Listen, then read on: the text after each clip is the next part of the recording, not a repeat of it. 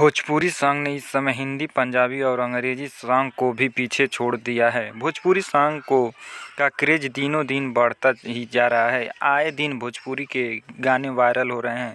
आज हम आपके लिए भोजपुरी इंडस्ट्री के power star, actor, singer Pawan Singh का एक ऐसा गाना लेकर आए हैं जिसे देखने के बाद आप बेकाबू हो जाएंगे। इस गाने का नाम है पिया छोड़ दी ना।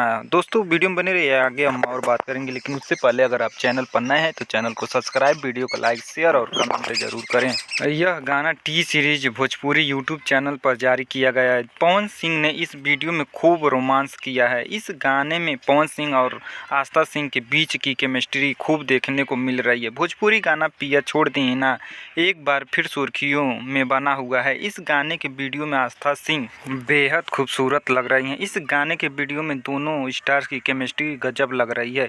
गाने के वीडियो में आस्था सिंह अलग अलग ड्रेस में नजर आ रहे हैं, जिससे वीडियो में जान डाल दी रही हैं।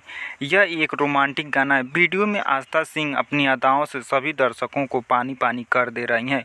गाने की क्वालिटी की बात करें तो गाने की क्वालिटी एकदम अच्छे क्वालिटी का है।